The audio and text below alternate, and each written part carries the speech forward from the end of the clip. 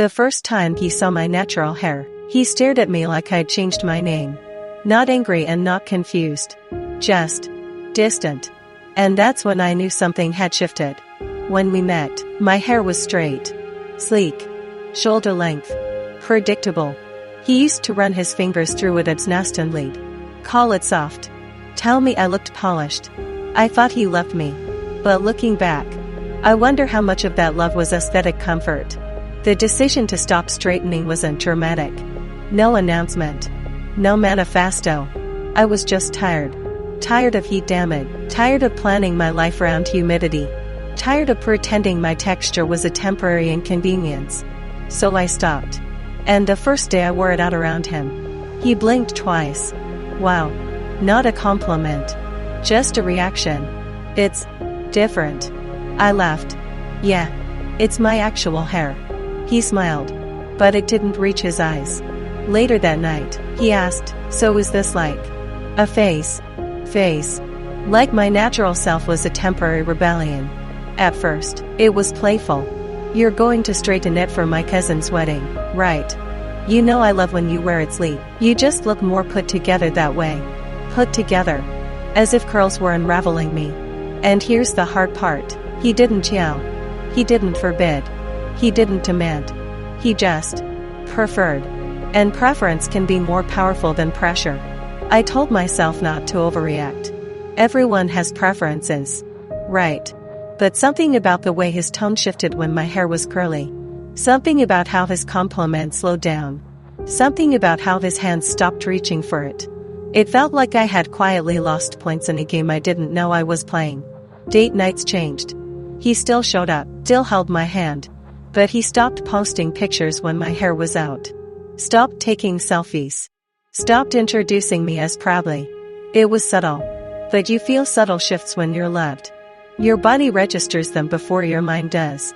One night, I asked him directly, does my hair bother you? He sighed. Not angry. Just tired. It's not that. I just think the straight look suits you better. Suits me. Or suits him. I pushed. Why? And he said something I'll never forget. It's just more feminine. More feminine. I felt he'd crawl up my neck.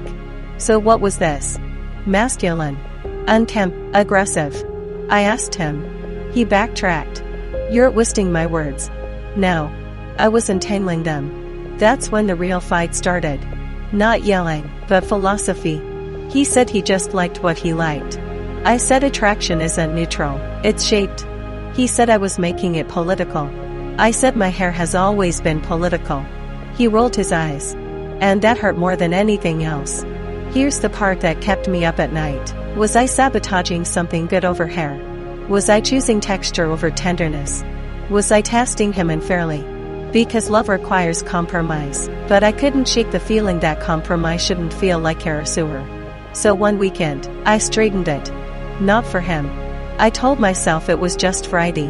When I walked into the room, his face lit up. That's what I'm talking about. He pulled me close, kissed my forehead, took a picture, posted it, captioned it, and something inside me went quiet. Not angry. Not jealous. Just aware. It wasn't about beauty. It was about comfort. He loved the version of me that made him feel socially secure. The version that blended. The version that didn't challenge his conditioning, and I couldn't unknow that. The next week, I wore my hair natural again. Deliberately and intentionally. He didn't say anything. But his energy did. Less affectionate. Less present. Less future talk. And I realized I was watching someone slowly withdraw from me. Without ever seeing the real reason. I told him, I don't think this is about hair anymore. He looked confused. I said, if loving me requires me to edit myself, then you don't love me. You love a curated version. He was quiet. Then he said, I just don't want you to change. And that's when it hit me. I wasn't changing. I was staying original. We didn't explode. We dissolved. Softly and mutually. He said he needed time. I said I needed space. And somewhere between those two things, we ended. Do I think he's a villain? No.